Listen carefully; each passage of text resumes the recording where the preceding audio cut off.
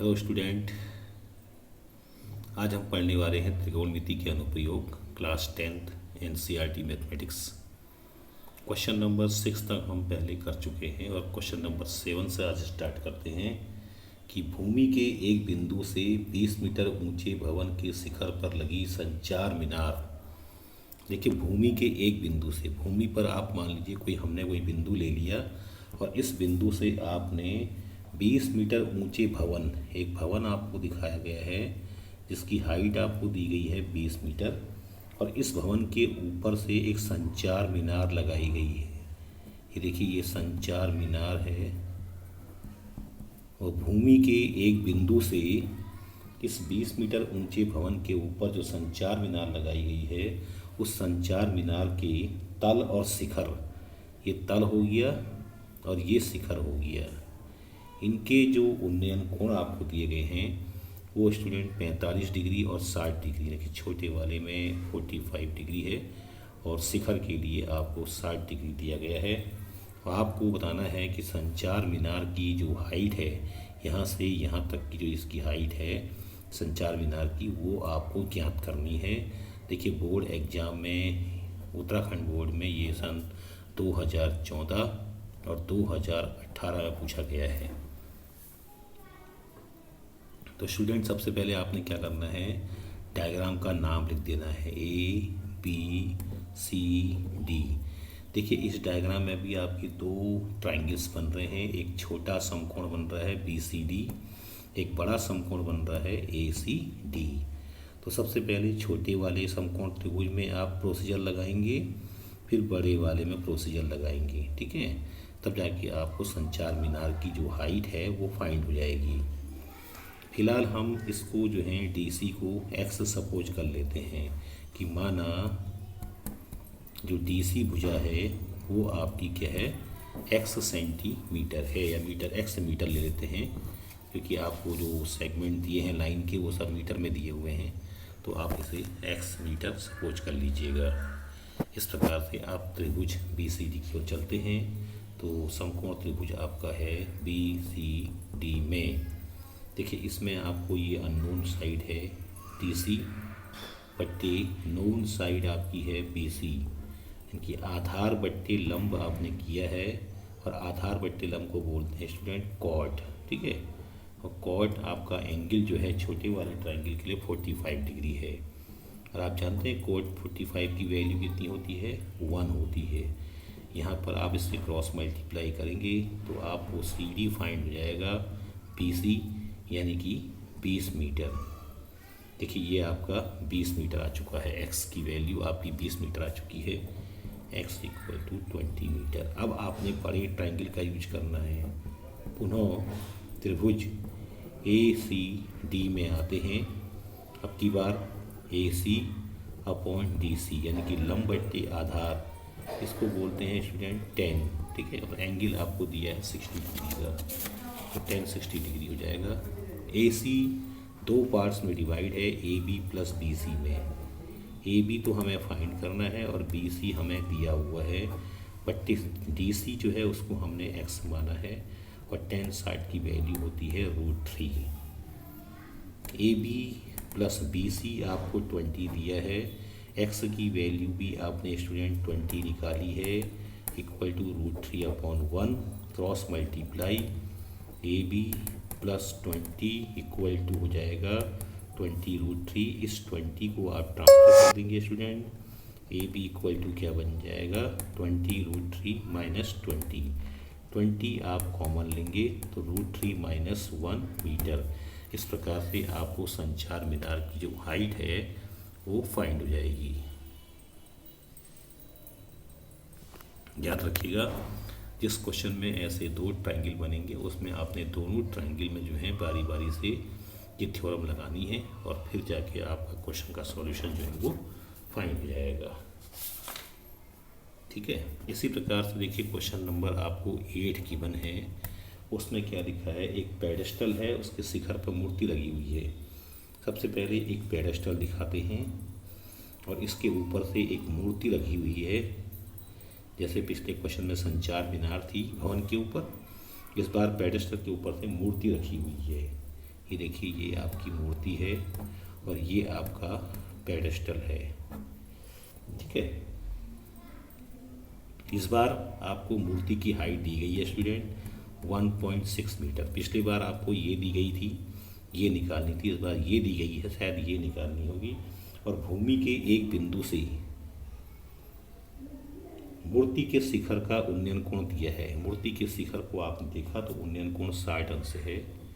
ये देखिए ये आपका 60 डिग्री दिया हुआ है।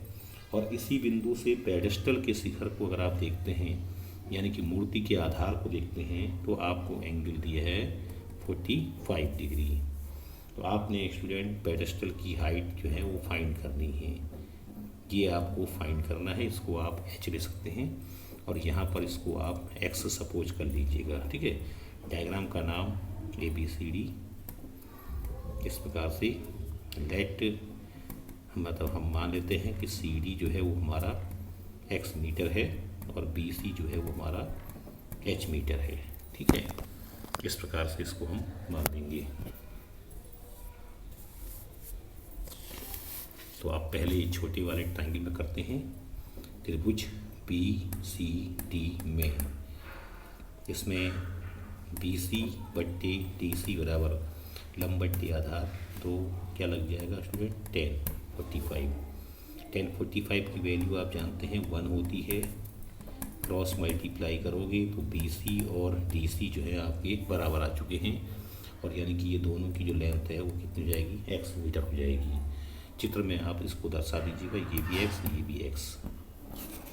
ठीक है, अब बड़े त्रिभुज में आते हैं ACD में। पुनः त्रिभुज ACD में AC बट्टे DC लंब बट्टे आधार किया है तो 10 लगेगा 60 डिग्री। स्टूडेंट AC जो है वो दो पार्ट्स में डिवाइड है, AB प्लस BC में। AB plus BC upon DC equal to 10 60 आप जानते हैं √3 होता है। AB की वैल्यू हमें शायद दी गई है 1.6 है और BC आपने जो है अभी निकाला है x, DC भी x है इक्वल टू √3। इसे क्रॉस मल्टीप्लाई करेंगे 1.6 plus x equal to x √3। x को ट्रांसफर कर दीजिएगा स्टूडेंट, इस equal to x √3 minus x आप कॉमन ले सकते हैं तो √3 माइनस 1 आ जाएगा इक्वल टू 1.6 और x equal to 1.6 upon √3 minus 1। देखिए आपका जो है पेडेस्टल की हाइट लगभग आ चुकी है। इसका आपने हर का परिमेकरण करना है स्टूडेंट। तो हर का परिमेकरण करने के लिए आपको जो है, जैसे आपको हर दिया गया है √3 माइनस 1 है, तो आपने इसका साइन चेंज करना है, नंबर वैसे ही लिख देने हैं और उससे अंश हर दोनों को मल्टीप्लाई करना है। ऊपर क्या बन जाएगा ये देखिए, नीचे इसमें आइडेंटिटी लगाओगे a minus b a plus b that is a² minus b² यानी कि 3 माइनस 1। नेक्स्ट स्टेप में स्टूडेंट ये 2 बन जाएगा, 2 से ये कैंसिल हो जाएगा 0.8 √3 प्लस 1 मीटर। ये आपके पेडेस्टल की हाइट बन जाएगी। इस प्रकार से ये क्वेश्चन आपका सॉल्व हो जाएगा। ठीक है, चलिए आगे बढ़ते हैं क्वेश्चन नंबर 9 की ओर। क्वेश्चन नंबर 9 में है, एक मीनार के आधार से एक भवन के शिखर का उन्नयन कोण 30 डिग्री है। यानी कि एक साइड में मीनार है और एक साइड में स्टूडेंट भवन है। इस प्रकार से हमने मीनार के आधार से भवन के शिखर को देखना है। मीनार के आधार से भवन के शिखर को देखा है तो भवन के शिखर का जो उन्नयन कोण है स्टूडेंट वो मिला है आपको 30 डिग्री का। ये देखिए इस प्रकार से। और भवन के आधार से मीनार के शिखर को देखना है, उसका उन्नयन कोण आपको दिया गया है 60 डिग्री। ये देखिए मीनार की ऊंचाई 50 मीटर है तो भवन की ऊंचाई आपको ज्ञात करनी है। भवन की ऊंचाई को आप h ले सकते हैं। इस प्रकार से देखिए ये क्वेश्चन आपका जो है 2017 और 2019 में आया है। बहुत बढ़िया क्वेश्चन है। सबसे पहले आप चित्र का नाम सपोज करेंगे A B C and D. तो हमारे पास दो ट्राइंगल हैं ए बी सी और डी सी बी।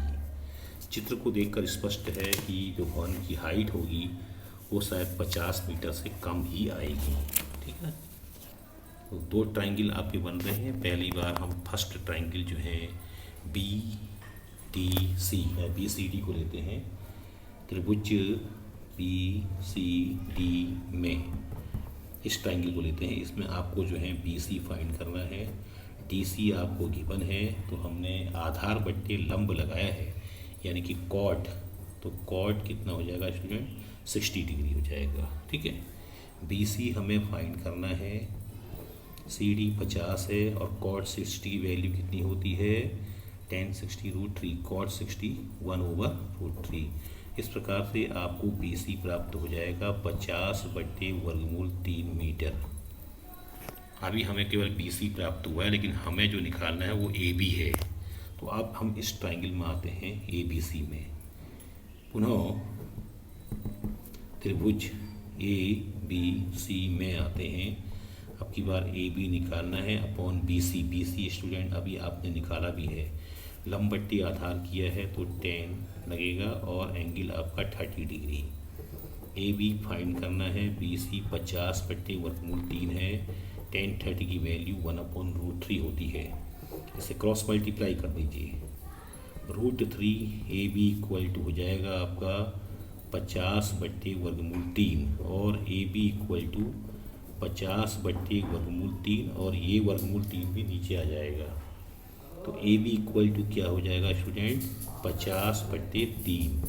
3 से अगर आप डिवाइड करते हैं तो 16 2/3 मीटर ये आपके जो है भवन की ऊंचाई जो है वो प्राप्त हो जाएगी।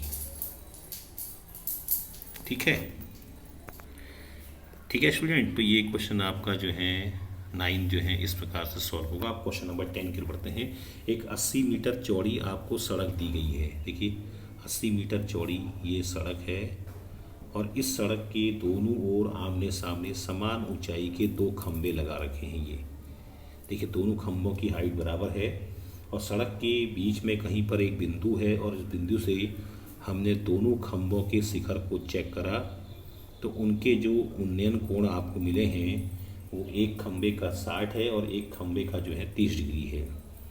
किसी भी खंभे का 60 है, किसी भी खंभे का उन्नयन कोण जो है वो 30 डिग्री है, जबकि दोनों खंभे जो हैं वो बराबर हाइट के हैं।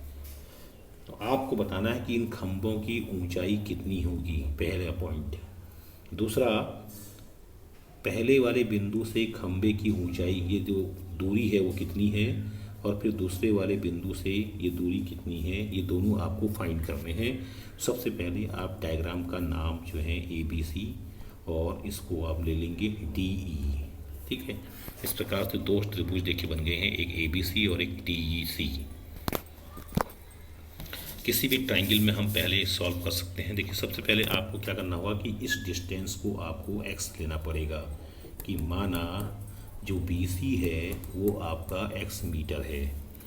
अब टोटल लेंथ कितनी है आपकी, 80 मीटर है। उसमें से हमने बी सी को x ले लिया है, तो जो बाकी बची आपकी लेंथ है सी ई, अगर हम उसको निकालना चाहते हैं तो सी ई जो आपका निकलेगा वो कितना आ जाएगा, बी ई में से बी सी को माइनस करके, यानी कि 80 में से हम x घटा देंगे तो इस प्रकार से आपको सी ई प्राप्त हो जाएगा। ठीक है, अब हमारे पास ये दोनों साइडें आ चुकी हैं। अब हम पहले इस त्रिभुज में जो है प्रमेय लगाएंगे अपनी।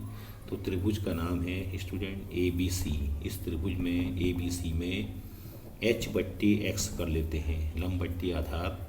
तो क्या लगेगा, tan 30 डिग्री। ठीक है, h को h लिखिएगा, x को x लिखिएगा। tan 30 कितना होता है, 1/√3। क्रॉस मल्टीप्लाई करेंगे तो x की वैल्यू आपको कितनी प्राप्त हो जाएगी, h√3। इसे आप इक्वेशन 1 कर दीजिएगा इस प्रकार से। चलिए अब पुनः दूसरे वाले ट्राइंगल की ओर चलते हैं। दूसरा जो आपका ट्राइंगल है वो है आपका डी ई सी। इस ट्राइंगल में अगर हम अपनी प्रमेय लगाते हैं स्टूडेंट तो क्या होगा, h/, नीचे आपका जो सी था वो 80 माइनस एक्स मीटर था जो मैंने पहले यहाँ पर निकाल के दिया है। लंबवती आधार लगाया तो क्या लगेगा एंगल 1060 डिग्री। ठीक है, 1060 की वैल्यू कितनी होती है √3। और h की वैल्यू अगर आप चाहें तो यहाँ से h की वैल्यू निकाल करके यहाँ पर पुट कर सकते हैं। अदरवाइज आप जो है x के प्लेस में ये वैल्यू भी लगा सकते हैं, जैसा आप करना चाहें। आपको जो पहले निकालना है वो आप कर सकते हैं। तो मैं सोच रहा हूँ कि आप जो है क्रॉस मल्टीप्लाई कर लें। पहली बार h इक्वल टू हो जाएगा √3 इंटू एक्स 80 माइनस एक्स। और अब h की वैल्यू आप यहाँ से निकाल लें तो h की वैल्यू यहाँ से शायद ये x अपॉन √3 आ जाएगी। यहाँ पर हम पुट कर लेते हैं x upon √3 equal to √3 80 minus x. ठीक है, क्रॉस मल्टीप्लाई करेंगे। देखिए ये √3 3 बनेगा, 3 से अंदर इंटू करोगे 240 और ये 3x बन जाएगा। 3x को यहाँ ले आएंगे, x plus 3x equal to 240, 4x equal to 240, x equal to 240 upon 4। तो आपका x कितना आ गया स्टूडेंट 60 मीटर आ गया। देखिए 60 मीटर आपका x आया है। जब x आपका 60 मीटर आ चुका है, ये देखो ये 60 आ गया है, टोटल 80 था तो ये कितना हो जाएगा 20 हो जाएगा। यानी कि जो हमारा BC आया है वो तो हमारा आ गया स्टूडेंट कितना 60 मीटर। ठीक है, और जो हमारा CE आएगा वो कितना आएगा 80 माइनस 60 यानी कि 20 मीटर। अर्थात वो बिंदु जो है एक खंबे से 60 मीटर और दूसरे खंबे से 20 मीटर की दूरी पर होगा।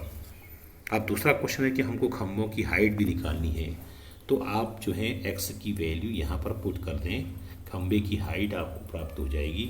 x की वैल्यू आई है 60। नाउ खंबे की हाइट हो जाएगी आपकी 60 अपॉन √3। इसको आप रेशनलाइज कर दीजिए, यानी कि हर का परिमेयकरण कर दीजिएगा। तो ये बनेगा देखिए 60 √3 अपॉन 3, यानी कि कितना आ जाएगा स्टूडेंट 20 √3 मीटर। तो इस प्रकार से आपके खंबे की हाइट भी आ गई 20 वर्गमूल 3 मीटर, और जो बिंदु हैं उनकी दूरियां भी आ गई 60 मीटर और 20 मीटर। तो स्टूडेंट ये था आज का वीडियो। आपको कैसा लगा लाइक कीजिए, सब्सक्राइब कीजिए और शेयर कीजिएगा। ठीक है, थैंक यू।